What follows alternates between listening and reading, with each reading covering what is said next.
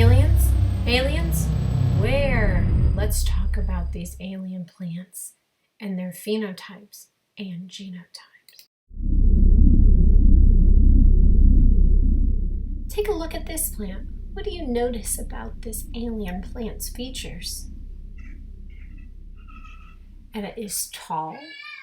It has long and thin leaves, a spiral stem, a single hairy root. Seems to be a gray flower.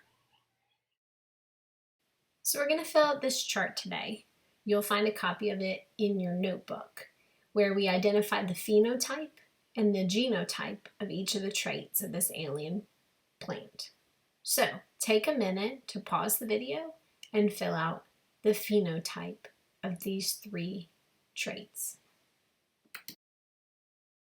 So remember that phenotype is physical appearance. So you want to consider how this flower looks. How does its leaf shape look? Notice the leaves are long and thin.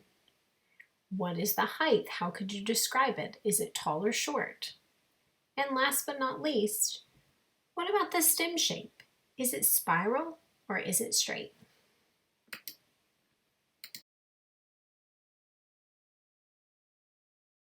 From looking at our plant, you can see its leaf shape is long and thin. It is a tall plant, and the stem shape is spiral.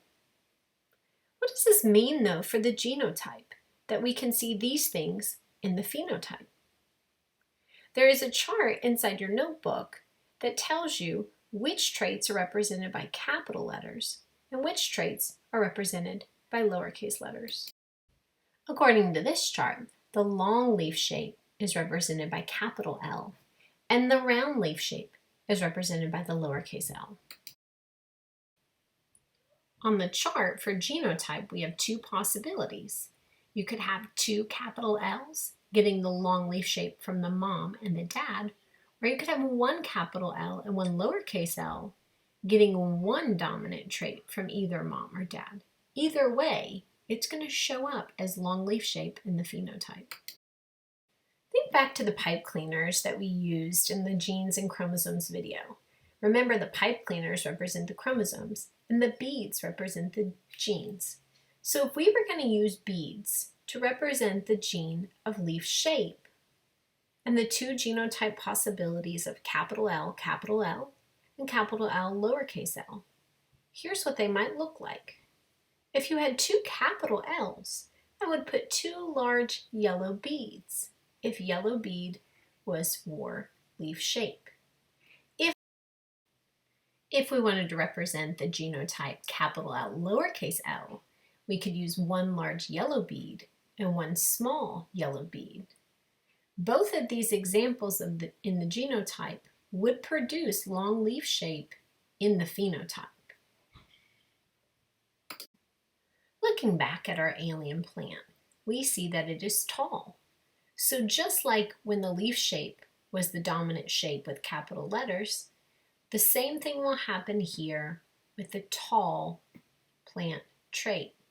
The tall plant trait is represented by two capital T's, or also could be represented by a capital T and a lowercase t. If we were going to use beads and pipe cleaners to represent this model, we would use either two large beads or a large bead and a small bead, and they might look like this.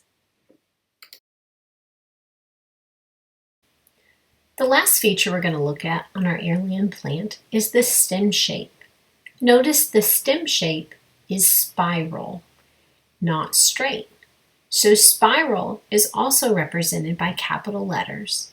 So once again, we will use capital S, or capital S, lowercase s, to show the possibilities of the genotypes.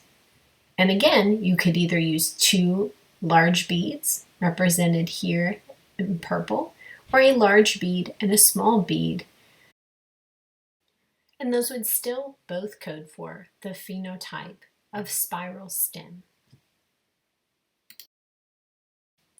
Now let's move on to plant number 1. Take a minute to fill in the phenotypes you see. for leaf shape, plant height, and stem shape. As you can see, this flower on the right is short, has round leaves, and also has a straight stem. These are all recessive traits in this alien plant, represented by small letters. Because of how these traits look in the phenotype, there's only one possible combination for each of these genotypes, since they are all the genotypes of recessive traits. You would need 2 small L's for leaf shape, 2 small t's for plant height, and 2 small s's for stem shape. That means your chart should be filled in like this. Now that you know that phenotype is its physical appearance and the genotype is the gene combination for traits, it's your turn to find out more about plant number 2.